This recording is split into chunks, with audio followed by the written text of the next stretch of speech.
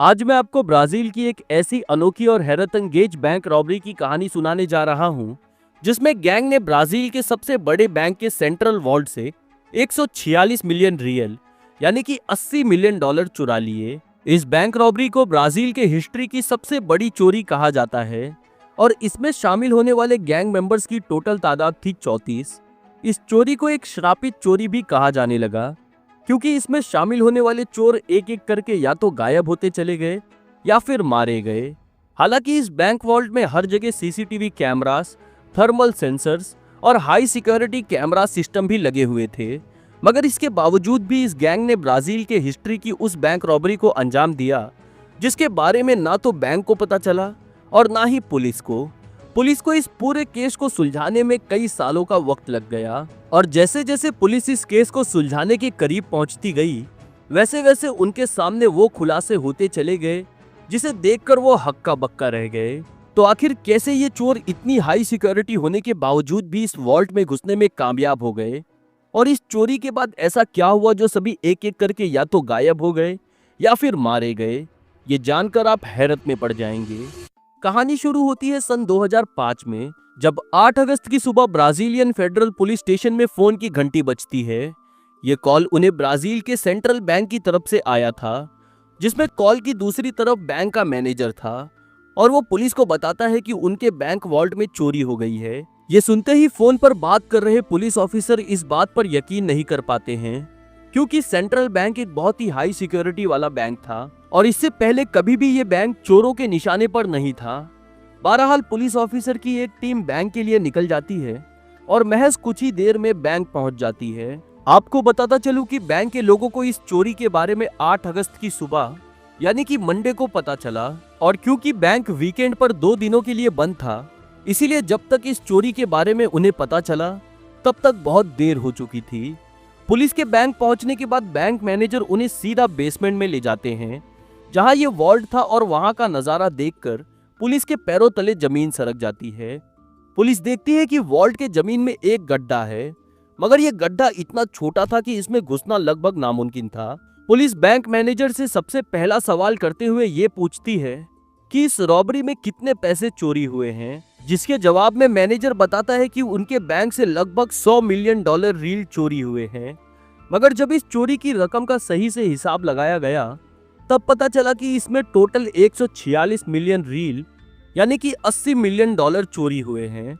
Police को बार बार ये सवाल परेशान कर रहा था कि आखिर चोर इतने छोटे से गड्ढे से इतनी बड़ी रकम कैसे चुरा ले गए, और इसी कश्मकश में वो उस गड्ढे के पास बैठ जाते हैं। इन सभी पुलिस वालों में एक पुलिस ऑफिसर था जो बहुत ही दुबला पतला था, और वो कहता है कि वो इस गड्ढे के अंदर जाएगा और देखेगा कि अंदर क्या है। ये सुनते ही दूसरे पुलिस ऑफिसर उसे कहते हैं कि यह बहुत ही डेंजरस हो सकता है, और हो सकता है कि चोर अंदर बॉम्ब छोड़ गए हों, या तो वो अभी भी अंदर हो और उनके पास हथियार हो। बहरहाल इसी बातचीत के बाद वो पुलिस ऑफिसर उस गड्ढे के अंदर चला जाता है,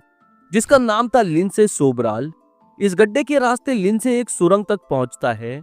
जिसे लकड़ी के सपोर्ट से रोका गया था, और साथ ही साथ इसमें वेंटिलेशन पाइप, पंखे और लैंप लगे थे जो अभी भी जल रहे थे। ये देखने के बाद लिंसे को लगता है कि शायद चोर अभी भी सुरंग के दूसरी तरफ हैं और उनके पास हथियार हैं, और इसी वजह से वो बहुत ही डर जाता है और ये सोचने लगता है कि उसने ये रिस्क क्यों लिया। हालांकि वो इस सुरंग में धीरे धीरे रेंगते हुए आगे बढ़ रहा था, मगर उसे इस बात का डर भी था कि वो चोरों के बिछाए हुए किसी जाल में ना फंस जाए या फिर उस सुरंग में बॉम्ब ना हो। हालांकि ये सुरंग महज 70 मीटर ही लंबी थी, मगर लिंसे बहुत ही ज्यादा चौकन्ना होकर इसमें रेंग रहा था, इसीलिए उसे सुरंग पार करने में 1 घंटा लग गया। सुरंग के एंड पर पहुंचने पर लिंसे देखता है कि वहां एक सीढ़ी लगी हुई है जो सीधा ऊपर एक गड्ढे की तरफ जाती है, जो कि एक ढक्कन से बंद था। अब लिंसे का डर और उसकी घबराहट बढ़ती ही जा रही थी, और तब वो अपनी बंदूक निकालकर सीधा ऊपर चढ़ने लगता है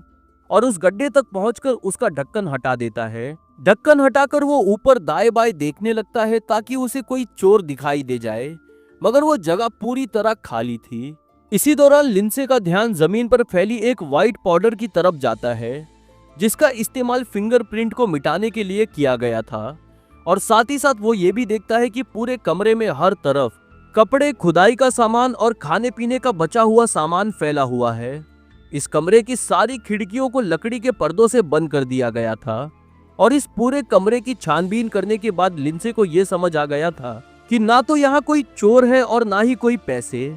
मगर एक रूम था जो पूरी तरह मिट्टी की बोरियों से भरा हुआ था और ये वही मिट्टी थी जो सुरंग की खुदाई करने के दौरान निकली थी। इस रूम के बाहर आने पर लिंडसे को यह पता चलता है कि बैंक यहाँ से महज 70 मीटर की दूरी पर है और वो कॉल करके बाकी पुलिस वाले को वहां बुला लेता है। पूरी चोरी की शुरुआत और प्लानिंग इसी घर से हुई जिसे ग्रास कंपनी के नाम पर रजिस्टर कराया गया था और इसके पीछे की वजह आपको इस कहानी में आगे पता चलेगी। देखते ही देखते चोरी की खबर पूरे ब्राजील में आग की तरह फैल जाती है और महज कुछ ही देर में जर्नलिस्ट की भीड़ इस घर को चारों तरफ से घेर लेती है। अब पुलिस पूरे क्राइम सीन को बहुत ही बारीकी से खंगालना शुरू करती है, जिसमें वो बैंक के बेसमेंट, सुरंग और इस घर के चप्पे चप्पे की छानबीन करना शुरू कर देती है। इसी छानबीन में पुलिस के हाथ एक पैटर्न लगता है जिससे उन्हें यह समझ आने लगता है कि ये चोरी का बिल्कुल वही तरीका है जिसका इस्तेमाल 1 साल पहले साओ पालो में एक चोरी को करने के लिए किया गया था। पुलिस अब अपनी एक थ्योरी बनाना शुरू करती है कि हो ना हो इन दोनों चोरियों में कोई ना कोई कनेक्शन जरूर है और सेंट्रल बैंक की चोरी में भी उन्हीं लोगों का हाथ है जिन्होंने साओ पालो में चोरी को अंजाम दिया था। इन चोरों ने जिस घर से इस चोरी को अंजाम दिया उसे पहले इन लोगों ने रेंट पर लिया और फिर उसे हरा रंग करके ग्रास कंपनी के नाम पर रजिस्टर करा दिया। ऐसा करने की पीछे की वजह थी कि जब वो लोग खुदाई में निकलने वाली मिट्टी को इस घर से बाहर ले जाएंगे तब किसी को भी उन पर शक ना हो और हर किसी को ये लगे कि ग्रास का काम होने की वजह से उन्हें बहुत सारी मिट्टी लानी ले जानी पड़ती है। इस घर में जिस कमरे में वो लोग सुरंग की खुदाई कर रहे थे वहां उन लोगों ने कारपेट भी बिछाया हुआ था और खुदाई का काम करने के बाद वो लोग सुरंग के मुंह को इस कारपेट से छुपा देते थे। इस पूरी 70 मीटर लंबी सुरंग को खोदने के लिए उन चोरों ने महज कुल्हाड़ी और फावड़े का इस्तेमाल किया ताकि बाहर कोई आवाज ना जाए और इसी सुरंग को सपोर्ट देने के लिए उसमें लकड़ी और स्टील के पटरे लगा दिए जिसमें उन्हें 900 पटरों की जरूरत पड़ी। ये सुरंग इतने प्रोफेशनल ढंग से बनाई गई थी कि इसमें लाइट्स के साथ साथ वेंटिलेशन सिस्टम भी बनाया गया था ताकि खुदाई के दौरान सभी आसानी से सांस ले सके और साथ ही साथ एक वाटर ट्यूब और फोन लाइन का भी इंतजाम किया गया था। इस वाटर ट्यूब का इस्तेमाल वो लोग काम के लिए और पानी पीने के लिए करते थे और फोन का इस्तेमाल ऊपर बैठे नजर रख रहे लोगों से बातचीत करने के लिए करते थे। इस सुरंग की खुदाई के लिए उन लोगों ने अलग अलग शिफ्ट बना रखी थी जिसमें हर शिफ्ट में 7 लोग दिन रात काम करते थे, मगर उनके सामने जो सबसे बड़ी परेशानी थी वो थी खुदाई में निकलने वाली मिट्टी। इस मिट्टी को लेने के लिए रोज एक ट्रक उस घर के बाहर आता था जिसमें वो लोग मिट्टी से भरी बोरियां उस ट्रक में रख देते और वो उन्हें लेकर वहां से चला जाता और ये नजारा रोज आस पड़ोस के लोग देखते। पहले तो उन पड़ोसियों को लगा कि ग्रास का काम होने की वजह से उन्हें रोज मिट्टी लानी ले जानी पड़ती है, मगर जब ट्रक दिन में 2-2 बार मिट्टी ले जाने के लिए आने लगता है तब ये बात उन्हें काटने लगी। धीरे धीरे पड़ोसियों को ये शक होने लगा कि इस घर में कोई ना कोई गलत काम हो रहा है और ये बात चोरों के गैंग को साफ समझ आने लगती है और इसी वजह से वो फैसला करते हैं कि वो इन मिट्टी की बोरियों को घर के अंदर कमरे में ही रखेंगे। धीरे धीरे एक एक करके इस घर के सारे रूम मिट्टी की बोरियों से भरते चले गए और फिर उन्होंने मिट्टी की बोरियों को घर के पीछे बने छोटे से गार्डन में फेंकना शुरू कर दिया। इन चोरों ने वॉल्ट बेसमेंट तक पहुंचने के लिए जो सुरंग खोदी थी वो एक 70 मीटर की सीधी सुरंग थी जिसमें महज एक छोटा सा घुमाव था जो सीवर लाइन से बचने के लिए बनाया गया था और ये सुरंग सीधा बेसमेंट में जाकर खुलती थी जिसमें सभी हाई सिक्योरिटी गैजेट्स लगे हुए थे। इन गैजेट्स में जो सबसे पहला गैजेट था वो थी एक ऑरेंज कलर की क्रेन मशीन जिसका इस्तेमाल बेसमेंट में रखे बड़े बड़े पैसों के बॉक्सेस को क्रेन पर रखने के लिए किया जाता था क्योंकि इन बॉक्सेस का वजन 300 से 500 किलो के बीच होता था और बैंक में काम करने वालों को दिन भर ये बॉक्सेस इधर से उधर करने पड़ते थे, इसीलिए इन क्रेन्स का इस्तेमाल किया जाता था और रोज काम खत्म करने के बाद इन क्रेन्स को वहीं छोड़ दिया जाता था। मगर फ्राइडे की रात को काम खत्म करने के बाद कुछ अलग हुआ जिसकी वजह से ये चोरी अपनी शुरुआती दौर में ही लोगों की नजर से ओझल हो गई। फ्राइडे की रात को काम खत्म करने के बाद बैंक का एक एम्प्लॉय इस क्रेन को बिल्कुल उसी जगह के पास रख देता है जहां चोर अपनी सुरंग का मुंह खोलने वाले थे ऐसा करने के पीछे की वजह यह थी कि इस क्रेन से एक आड़ कर दी जाए जिससे सुरंग का मुंह सीसीटीवी कैमरा में ना आ सके। और जब पुलिस की तहकीकात में ये पहलू सामने आया तब उन्हें ये बहुत ही अजीब इत्तेफाक लगा और उन्हें ये शक होने लगा कि हो ना हो बैंक का कोई एम्प्लॉय इन चोरों के साथ मिला हुआ है। पुलिस को ये समझ आने लगा था कि ये क्रेन जानबूझकर इस गड्ढे के मुंह के पास रखी गई है और साथ ही साथ एक सुराग और पुलिस के हाथ लगता है। पुलिस देखती है कि इन कैश बॉक्सेस को इस ग्रे खंबे से मिलाकर नहीं रखा गया था, बल्कि इसके बीच में 10-12 इंच का गैप रखा गया था ताकि चोर आसानी से इन बॉक्सेस की आड़ में निकल सके और सीसीटीवी कैमरास की नजर में ना आए। इस बेसमेंट में कुल 6 कैमरास थे जो बेसमेंट के हर कोने को कवर करते थे, मगर दीवार और कैश बॉक्सेस के बीच का एरिया ही वो जगह थी जो सीसीटीवी कैमरास की पहुंच से दूर थी और इसी का फायदा उठाकर इस पूरी चोरी को अंजाम दिया गया था। हालांकि इस बेसमेंट में थर्मल सेंसर्स भी लगे हुए थे, मगर ये सेंसर्स बजाय दरवाजे के बेसमेंट के छत पर लगे हुए थे और क्योंकि छत काफी ऊंची थी इसीलिए सेंसर चोरों को डिटेक्ट नहीं कर पाए और इस बात की खबर भी चोरों को पहले से ही थी, जिसके बारे में सिर्फ गार्ड्स और बैंक में काम करने वालों को मालूम होता है। अब पुलिस एक पूरी थ्योरी बनाना शुरू करती है कि उस रात बैंक बंद होने से पहले से लेकर चोरी होने तक क्या क्या हुआ होगा। पुलिस के मुताबिक ये चोर फ्राइडे की शाम को 6 से 7 के बीच बेसमेंट तक पहुंचे होंगे और ये वो वक्त था जब बैंक बिल्कुल बंद होने वाला होता है। हालांकि बैंक अभी भी बंद नहीं हुआ था, मगर फिर भी ये चोर 6 से 7 बजे के बीच इसीलिए घुसे थे क्योंकि बेसमेंट के बाकी सेंसर्स बैंक बंद होने के बाद यानी कि 7:30 बजे के बाद ही काम करना शुरू करते थे। क्योंकि इस बेसमेंट में 6 बजे के बाद कोई भी एम्प्लॉय नहीं आता था, इसीलिए वो सभी बेसमेंट के अंदर घुसकर पहले कैश बॉक्सेस के पीछे छुपते हैं और फिर उसमें से 3 लोग एक एक करके उन सभी सेंसर्स को अपने साथ लाए गैजेट्स की मदद से डिसेबल कर देते हैं। वो चोर बैंक के सेंसर्स को डिसेबल करने से लेकर बेसमेंट के चप्पे चप्पे के बारे में जानते थे और इसकी सबसे बड़ी वजह थी वो बैंक एम्प्लॉय जो इन चोरों के साथ मिला हुआ था और जिसके बारे में आपको आगे चल के पता चलेगा। पुलिस का शक अब यकीन में बदलता जा रहा था कि चोरी में एक बैंक एम्प्लॉय का भी बहुत बड़ा हाथ है, मगर ना तो अब तक उनके पास कोई पुख्ता सबूत था और ना ही वो उसे पकड़ पा रहे थे। लगभग शाम 6:45 पर बेसमेंट को बाहर से लॉक कर दिया जाता है और सभी एम्प्लॉयज 7 बजे बैंक बंद करके अपने अपने घर को चले जाते हैं। बैंक बंद होने के 5 मिनट बाद ही सभी चोर उन कैश बॉक्सेस के पीछे से निकलते हैं और उन सभी बॉक्सेस से कैश निकालकर अपने बैग्स में भरना शुरू कर लेते हैं। वो सभी अब बिल्कुल बेफिक्र थे और उन्हें कोई भी डर नहीं था क्योंकि वो जानते थे कि वीकेंड होने की वजह से बैंक 2 दिनों के लिए बंद रहेगा और वो अपनी चोरी को बहुत ही आसानी से अंजाम दे सकते हैं। वो इस सारे कैश को प्लास्टिक बैग में रखकर उस गड्ढे में डाल रहे थे जिसके नीचे सुरंग थी, जहां गैंग के दूसरे मेंबर इन बैग को लेकर सुरंग के दूसरे एंड तक पहुंच रहे थे, जहां गैंग के बाकी मेंबर इन बैग को रस्सी से ऊपर खींच रहे थे। हर बैग में लगभग 5 लाख रील थे और क्योंकि उन्होंने 146 मिलियन रील चुराए थे इसीलिए उन्हें 370 बैग्स की जरूरत पड़ी थी और ये अपने आप में ही बहुत ही हैरतअंगेज और बड़ा ऑपरेशन था। सारी थियरीज बनाने के बाद पुलिस को ये समझ आने लगता है कि उन्हें उस घर से जुड़े हर पहलू की बारीकी से छानबीन करनी होगी क्योंकि इस केस से जुड़ी सभी कड़ियां उसी घर में हैं। अब पुलिस सबसे पहले ये पता लगाने में जुट जाती है कि ये ग्रास कंपनी किसके नाम पर रजिस्टर है और ये ग्रास कंपनी किसके नाम पर रेंट पर लिया गया है। इस इंक्वायरी में पुलिस को पता चलता है कि इस कंपनी को चलाने के लिए जिस आदमी के नाम पर लाइसेंस लिया गया है उसका नाम है पोलो सिर्गियो। लाइसेंस पर पोलो की फोटो देखने के बाद पुलिस को बहुत ही अटपटा सा लगता है क्योंकि उसने फोटो में अपने सर पर एक बिनी पहन रखी थी जिसकी वजह से पुलिस के लिए उसे पहचानना बहुत ही मुश्किल होता जा रहा था। पुलिस को यह बात बहुत ही अजीब लग रही थी कि मिनिस्ट्री ऑफ ट्रेड ने इस फोटो को एक्सेप्ट कैसे कर लिया और इस फोटो पर लाइसेंस बनाकर कैसे दे दिया। अपनी छानबीन को और आगे बढ़ाते हुए पुलिस अब पोलो के पड़ोसियों से पूछताछ करती है, जहां वो पुलिस को बताते हैं कि पोलो उन सभी के साथ बहुत ही अच्छी तरह पेश आता है और सबसे मिलजुल कर रहता है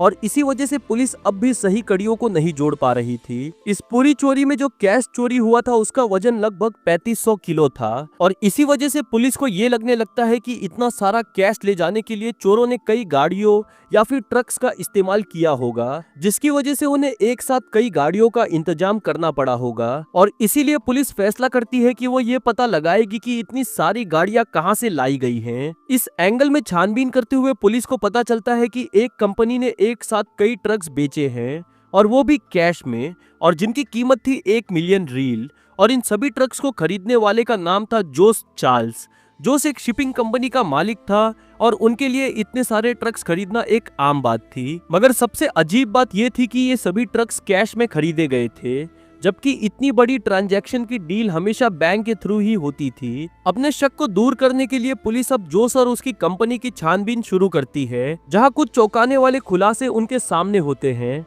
छानबीन के दौरान सेक्रेटरी पुलिस को बताती है कि जोस जो कंपनी का बॉस है, वो पिछले संडे एक ड्राइवर के साथ खुद एक शिपमेंट डिलीवरी करने साओ paulo गया हुआ था। साओ paulo का नाम सुनते ही पुलिस के दिमाग की घंटी बजती है, क्योंकि सेंट्रल बैंक में हुई चोरी और एक साल पहले साओ paulo में हुई चोरी के पैटर्न बिल्कुल सेम था। और पुलिस का मानना था कि इस गैंग के ज्यादातर चोर साओ paulo से ही हैं। पुलिस ये मानकर चलने लगती है कि हो ना हो जोस चोरी किए गए सारे कैश को इन ट्रक में भरकर साओ paulo गया हुआ है, ताकि वो ये कैश अपने गैंग मेंबर तक पहुंचा सके। क्योंकि साओ paulo और फोर्टलेजा, जहां ये सेंट्रल बैंक था, इन दोनों शहरों के बीच 3000 किलोमीटर का फासला था और इस ट्रक को अभी भी साओ paulo पहुंचने में कुछ दिन लगने वाले थे। इसीलिए पुलिस फैसला करती है कि वो इस ट्रक को रास्ते में ही पकड़ लेंगे। पुलिस इस ट्रक को पकड़ने की तैयारी शुरू कर रही थी कि तभी उन्हें पता चलता है कि ट्रक बेलो हॉरिजॉन्टो नाम के शहर में है, जो साओ paulo और फोर्टलेजा के बीच में था। ये सुनते ही कुछ पुलिस ऑफिसर्स हेलीकॉप्टर में बैठकर बेलो हॉरिजॉन्टो के लिए निकल जाते हैं और महज कुछ ही देर के बाद उन्हें वहां के लोकल पुलिस से कॉल आता है, जिसमें उन्हें ये पता चलता है कि ये ट्रक हाईवे पर बने पुलिस स्टेशन पर आकर रुका है। ये ट्रक जानबूझकर पुलिस स्टेशन लाया गया था और इसके पीछे की वजह थी उस ट्रक में बैठे ड्राइवर, क्योंकि ड्राइवर ना तो चोरी में शामिल था और ना ही उसे ये पता था कि इस ट्रक में क्या है, और वो बस अपने बॉस जोस के कहने पर ये ट्रक लेकर उसके साथ साओ paulo के लिए निकल पड़ा था। इस सफर के दौरान बस 2 सवाल थे जो उसे खटक रहे थे। पहला ये कि अचानक कार्स की इतनी अर्जेंट डिलीवरी क्यों आ गई, क्योंकि इससे पहले आज तक कभी ऐसा नहीं हुआ था। और दूसरा सवाल जिसने ड्राइवर को सबसे ज्यादा चौंकाया था, वो ये था कि जोस कंपनी का बॉस होकर भी उसके साथ जा रहा था, जो इससे पहले कभी नहीं हुआ था। ट्रक चलाने के दौरान कुछ और अजीब चीजें भी हुई, जिसने ड्राइवर का ध्यान अपनी तरफ खींचा। जिसमें पहली चीज ये थी कि जोस हर थोड़ी देर में उस ट्रक को रुकवाता था और अपना फोन होते हुए भी बाहर लगे पे फोन का इस्तेमाल करता था, और यही गलती जोस को बहुत भारी पड़ी। जोस अभी पे फोन पर किसी से बात कर ही रहा था कि तभी ये ड्राइवर ट्रक से उतरकर पीछे लोड हुए कार्स को देखने लगता है। ये सभी कार्स अंदर से लॉक थी और तभी ड्राइवर की नजर उन नोटों की बंडल पर पड़ती है जो कार की सीट के नीचे पड़े थे। ये देखते ही ड्राइवर हक्का बक्का रह जाता है और उसे ये समझ आने लगता है कि ये सारे पैसे उसी सेंट्रल बैंक से चुराए हुए हैं, जिसकी खबर दिन रात टीवी पर दिखाई जा रही है। ड्राइवर मन ही मन ये फैसला कर लेता है कि वो इस ट्रक को लेकर सीधा पुलिस स्टेशन के सामने ले जाकर खड़ा कर देगा, और जोस इस बात से बिल्कुल बेखबर था कि ट्रक में उसके साथ बैठा ड्राइवर थोड़ी देर में उसे पकड़वा देगा। बहरहाल वो दोनों ट्रक लेकर वहां से निकलते हैं और ड्राइवर हाईवे पर पड़ने वाले पहले पुलिस स्टेशन पर ये ट्रक ले जाकर रोक देता है, क्योंकि पुलिस को पहले से ही इस ट्रक की इंफॉर्मेशन मिल चुकी थी। इसीलिए वो फौरन ड्राइवर और जोस को गिरफ्तार कर उन्हें पूछताछ के लिए ले जाते हैं और ट्रक में रखा सारा कैश जब्त कर लेते हैं, जो लगभग 6 मिलियन रील था।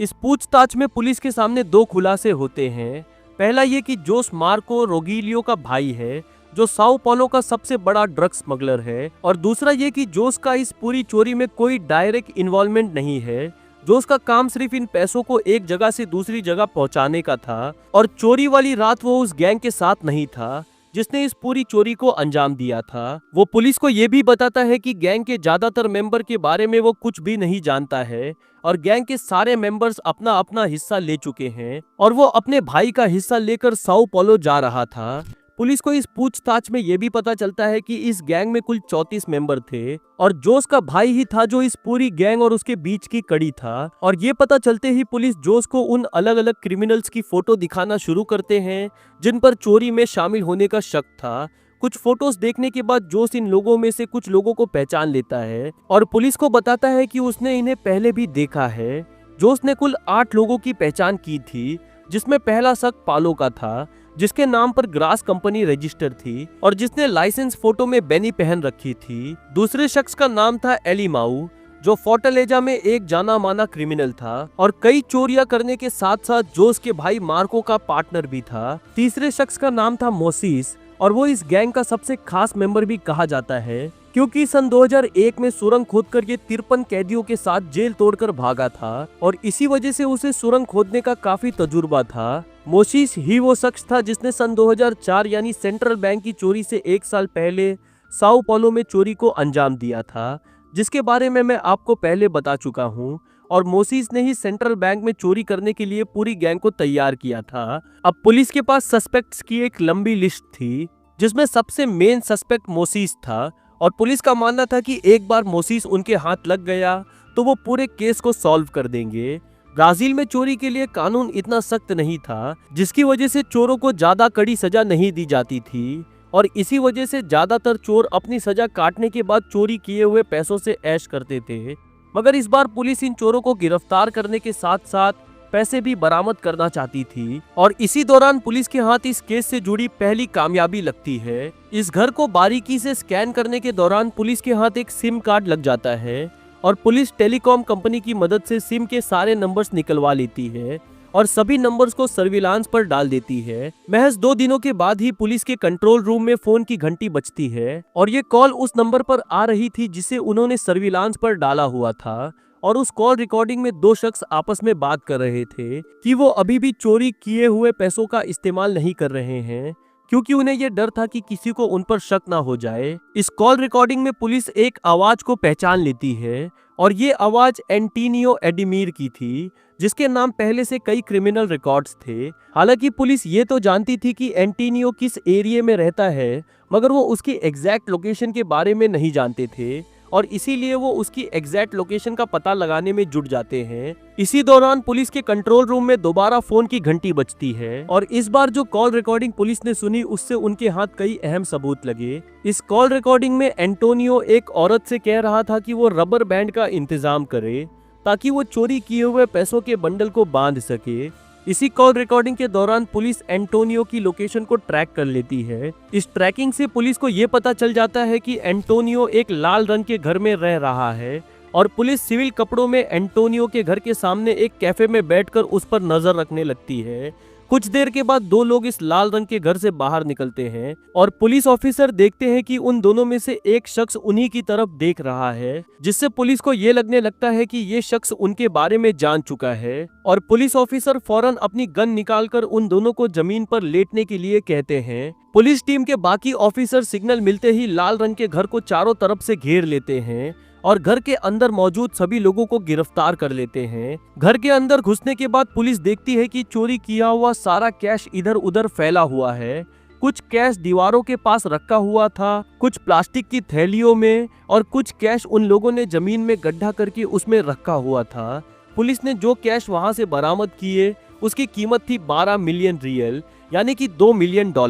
गिरफ्तार हुए सभी 5 लोगों में एंटोनियो के साथ डेविड भी था, जो एंटोनियो का बॉस था और जिसे चोरी किए हुए पैसों को बराबर बांटने का काम दिया गया था। पुलिस के हाथ अब वो लोग लग चुके थे जिनका इस चोरी में डायरेक्ट इन्वॉल्वमेंट था और बाकी पकड़े गए 3 लोग बस डेविड के आदमी थे और उनका इस चोरी में कोई डायरेक्ट इन्वॉल्वमेंट नहीं था। मगर इन्हीं में से एक शख्स था जिसकी पूछताछ के दौरान पुलिस के हाथ वो सुराग लगते हैं जिसने इस पूरे केस का रुख मोड़ कर रख दिया। इस शख्स का नाम था डिश्मा, जो पूछताछ के दौरान पुलिस को बताता है कि उसने बैंक में गार्ड को रिश्वत दी थी जिसका नाम था एडेल्सन और वो उसका दोस्त भी है और इस गार्ड की मदद से उन लोगों को बैंक के सभी सिक्योरिटी सिस्टम के बारे में पता चला, जिसकी वजह से वो सीसीटीवी कैमरास और अलार्म सेंसर को चकमा देने में कामयाब हो गए थे। इस बात से ये साफ हो गया था कि पुलिस का अंदाजा शुरू से ही सही था कि इस चोरी में बैंक का कोई एम्प्लॉय मिला हुआ है, मगर उनके सामने अभी भी कई चौंकाने वाले खुलासे होना बाकी थे। इस छानबीन के दौरान पुलिस ने शक के बिनाम पर एक और शख्स का फोन सर्विलांस पर डाल दिया था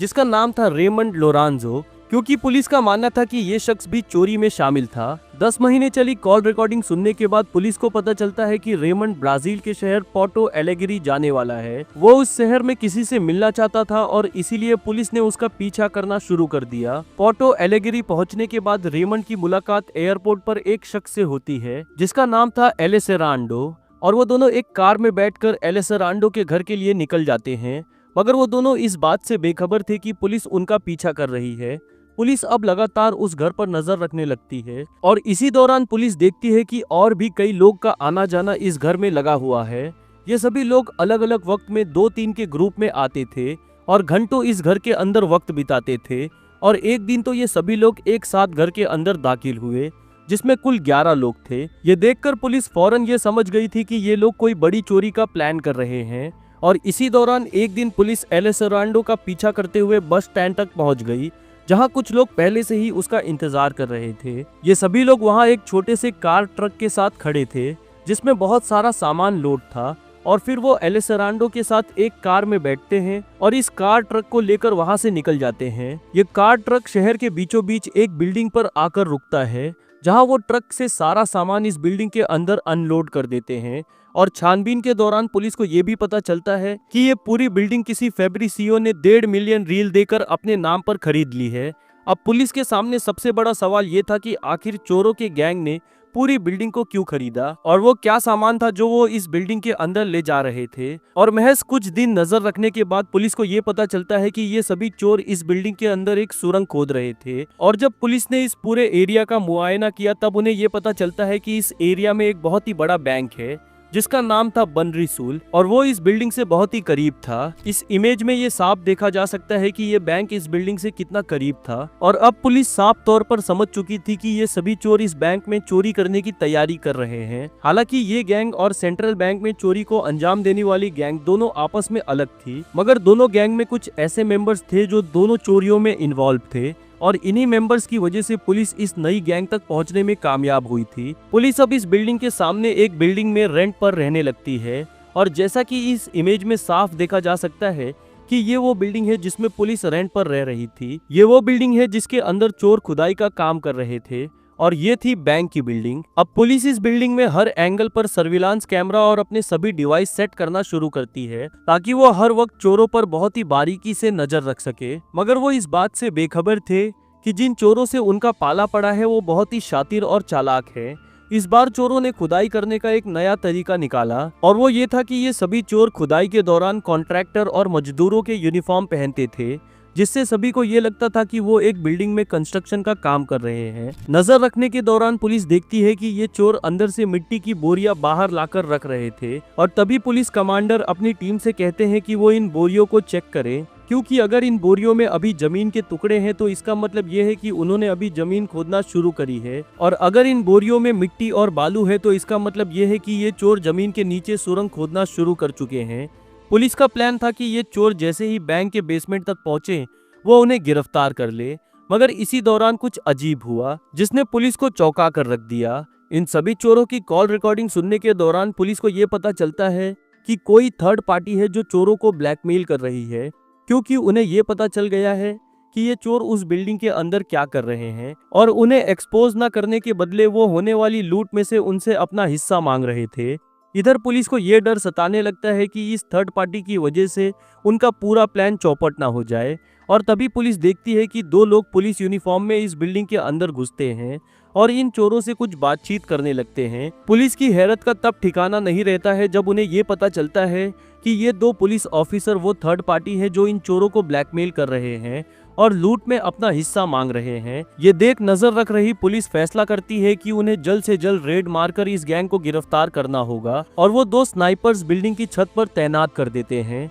ताकि किसी इमरजेंसी में वो काम आ सके। बहरहाल पुलिस चोरों की बिल्डिंग को चारों तरफ से घेर लेती है और मेन गेट से होते हुए बिल्डिंग के अंदर घुस जाती है। क्योंकि चोरों के पास इस वक्त कोई हथियार नहीं था, इसीलिए वो चुपचाप पुलिस के सामने सरेंडर कर देते हैं। इस रेड में कुल 26 चोर गिरफ्तार हुए और पुलिस को वो गड्ढा और सुरंग भी मिल गया जिसमें वो लोग खुदाई कर रहे थे। मगर एक सुरंग और पुलिस के हाथ लगी जिसने सेंट्रल बैंक रॉबरी और इस होने वाली चोरी को आपस में जोड़ दिया। पुलिस देखती है कि सुरंग को रोकने के लिए लकड़ी और स्टील के पटरों का इस्तेमाल किया गया था और सुरंग खोदने के लिए ये बिल्कुल वही तरीका था जो सेंट्रल बैंक में इस्तेमाल किया गया था। सुरंग के अंदर जाने पर पुलिस को पता लगता है कि चोर सुरंग को 78 मीटर तक खोद चुके हैं और महज 12 ही मीटर बचा हुआ था बेसमेंट तक पहुंचने के लिए। और गिरफ्तार हुए सभी चोरों में रेमंड और अलेसरांडो भी थे जो सेंट्रल बैंक रॉबरी में भी शामिल थे। अब सन 2007 आ चुका था और सेंट्रल बैंक रॉबरी को हुए 2 साल बीत चुके थे,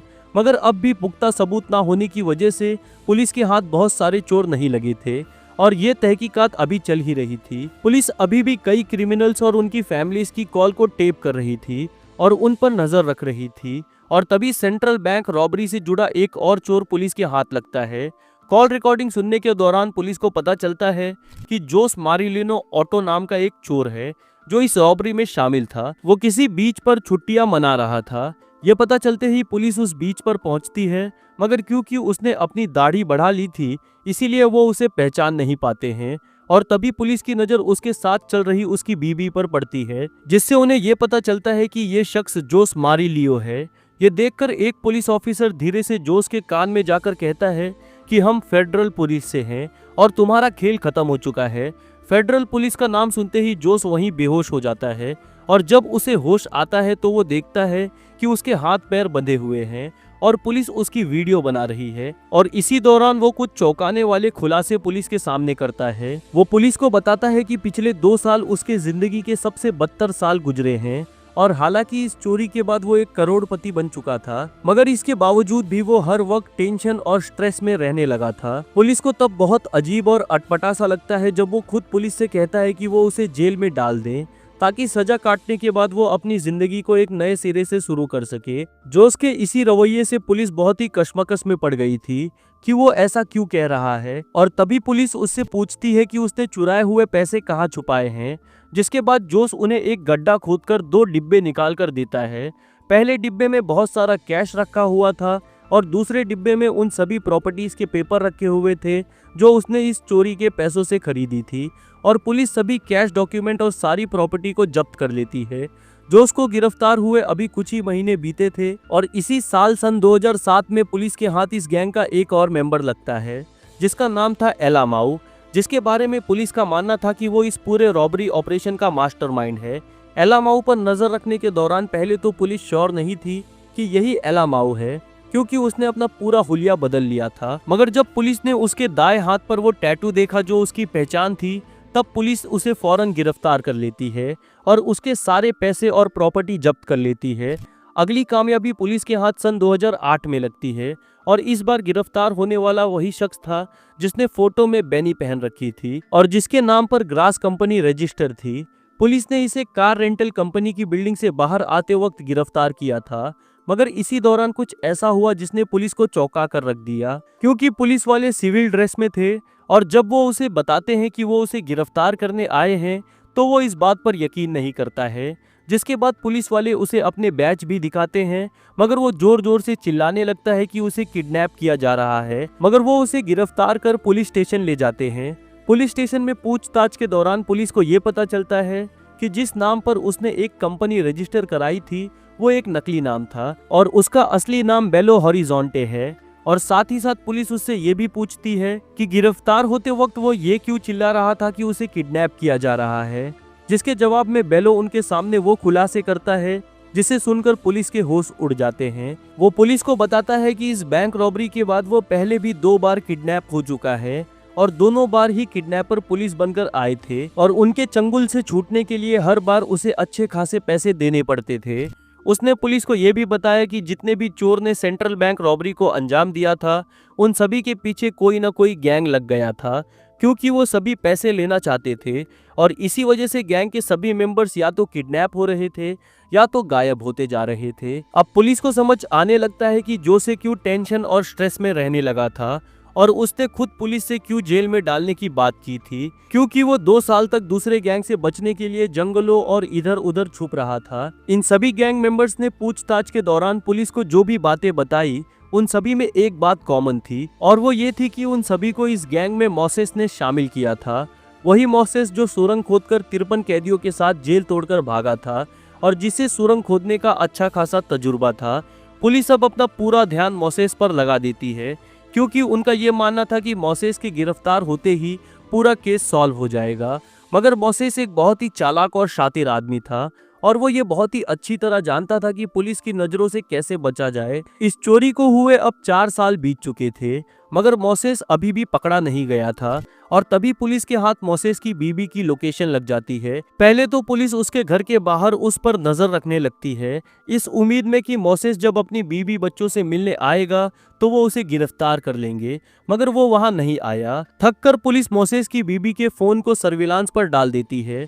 जिसमें कॉल रिकॉर्डिंग सुनने के दौरान उन्हें ये पता चलता है कि उसकी बीबी वीकेंड पर मोसेस के बेटे को उससे मिलवाने ले जाती है। पुलिस उसकी बीवी का पीछा करते हुए उस बिल्डिंग तक पहुंच जाती है जहां मोसेस छुपा हुआ था, मगर पुलिस ये नहीं चाहती थी कि वो उसे बिल्डिंग के अंदर घुसकर गिरफ्तार करे, क्योंकि बिल्डिंग के अंदर और भी लोग रहते थे और इस गिरफ्तारी के दौरान गोली चलने से उनकी जान को खतरा भी हो सकता था। इसीलिए पुलिस मोसेस को अपने जाल में फंसाने के लिए एक चाल चलती है। पुलिस इस बिल्डिंग की सिक्योरिटी से कहती है कि वो मोसेस को कॉल करे और ये बताए कि बिल्डिंग में रहने वाले एक शख्स ने कार निकालते वक्त उसकी गाड़ी को टक्कर मार दी है और उसे नीचे आने को कहे। पुलिस की ये तरकीब काम कर गई और मोसेस फौरन बिल्डिंग से उतरकर नीचे बेसमेंट की तरफ बढ़ने लगता है, जिससे पुलिस सीसीटीवी कैमरा में बैठकर देख रही थी। मोसेस इस बात से बिल्कुल बेखबर था कि बेसमेंट में पुलिस उसका इंतजार कर रही है और वो लिफ्ट के दरवाजे खुलते ही जैसे ही बाहर आता है, वो देखता है कि बहुत सारे पुलिस ऑफिसर उस पर बंदूक ताने उसे घेरे खड़े हैं।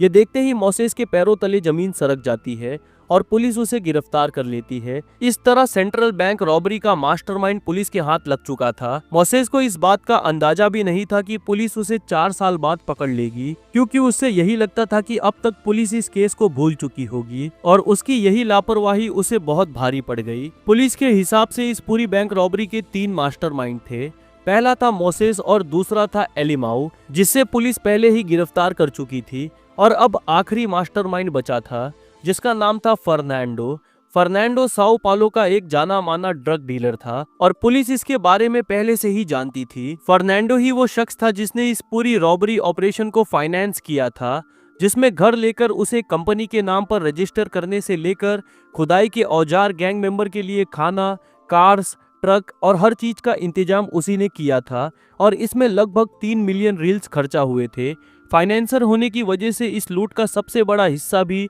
उसे ही मिलने वाला था, जो कि 25 मिलियन रील था, और ये उसके लिए बहुत बड़ी मुसीबत बन गया। क्राइम की दुनिया में अगर किसी के पास अचानक बहुत सारा पैसा आ जाए तो वो ज्यादातर क्रिमिनल के लिए टारगेट बन जाता है, और फर्नांडो के साथ भी वही हुआ। फर्नांडो भी बाकी गैंग मेंबर की तरह 2 बार किडनैप हुआ और उसे किडनैप करने वालों ने भी पुलिस का यूनिफॉर्म पहन रखा था, मगर ये उस वक्त पता नहीं चल पाया था कि वो पुलिस यूनिफॉर्म पहने क्रिमिनल है या असली करप्ट पुलिस ऑफिसर। और दूसरी बार हुई किडनैपिंग के बाद फर्नांडो कभी किसी को दिखाई नहीं दिया। हुआ यूं कि दूसरी बार किडनैप होने के बाद किडनैपर्स ने उसके घर वालों से $1 मिलियन की फिरौती मांगी, जो उसके घर वालों ने किडनैपर को दे दी, मगर उन लोगों ने फर्नांडो को नहीं छोड़ा और कुछ दिनों के बाद पुलिस को फर्नांडो की लाश मिली। सेंट्रल बैंक केस की छानबीन कर रही पुलिस ने जब फर्नांडो के मामले में छानबीन की, तब उन्हें यह पता चलता है कि फर्नांडो को किडनैप करने वाले 2 करप्ट पुलिस ऑफिसर थे और फिरौती लेने के बाद उन्होंने फर्नांडो को इसीलिए मार दिया क्योंकि वो उन्हें पहले से ही जानता था और उन्हें डर था कि अगर उन्होंने उसे छोड़ दिया और उसने बदला लेने के लिए उन्हें एक्सपोज कर दिया तो उन्हें अपनी नौकरी से हाथ धोना पड़ेगा। इन करप्ट पुलिस ऑफिसर ने महज फर्नांडो को ही नहीं मारा, बल्कि इस गैंग के कई मेंबर्स को फिरौती लेने के बाद मार दिया, सिर्फ एक्सपोज होने के डर से। और यही वो वजह थी कि एक एक करके सभी गैंग मेंबर गायब होते चले गए। गैंग के कुछ मेंबर को दूसरी गैंग ने भी निशाना बनाया था, जिसमें गैंग के एक मेंबर पेड्रो के घर कुछ लोग अचानक घुस आते हैं और उसकी बीबी बच्चों को जख्मी करके घर में रखे 1 मिलियन रील को लूट लेते हैं। इस हादसे से पेड्रो इतना डर गया था कि उसने खुद को पुलिस के पास जाकर सरेंडर कर दिया। इस बैंक रॉबरी को आज भी ब्राजील की सबसे बड़ी और बेहतरीन बैंक रॉबरी कहा जाता है, जिसके बाद पुलिस इन्वेस्टिगेशन, गिरफ्तारियां, खून खराबा और लोगों के गायब होने का वो सिलसिला शुरू हुआ जिसने सभी को चौंका के रख दिया। हालांकि पुलिस ने इस केस को सॉल्व कर कुछ गैंग मेंबर्स को गिरफ्तार कर लिया, वही कुछ गैंग मेंबर्स मारे गए या गायब हो गए, मगर एक गैंग मेंबर अभी भी है जिसे पुलिस आज तक गिरफ्तार नहीं कर पाई और उसका नाम है जुवेनाल। पुलिस ने इन सभी गैंग मेंबर से 44 मिलियन रील ही बरामद कर पाई और ये चोरी हुई रकम का एक बहुत ही छोटा हिस्सा था, क्योंकि ब्राजील में चोरी के लिए सख्त कानून ना होने की वजह से चोरी की सजा कम सुनाई जाती है। मगर इन चोरों ने पैसों से घर और गाड़ियां खरीद ली और मनी लॉन्ड्रिंग की और इसे ब्राजील में एक बहुत ही संगीन जुर्म माना जाता है, जिसकी वजह से कोर्ट उन्हें 100 सालों की सजा सुनाती है। आपको ये कहानी कैसी लगी कमेंट सेक्शन में लिखकर जरूर बताएं। इस वीडियो को लाइक करें और अगर आप इस वीडियो के इस हिस्से तक पहुंच चुके हैं तो ये चैनल आपके लिए ही बना है। अभी इस चैनल को सब्सक्राइब करें और बेल आइकन दबाना ना भूलें। मैं मिलता हूं आप लोगों से अगले वीडियो में, तब तक के लिए अलविदा।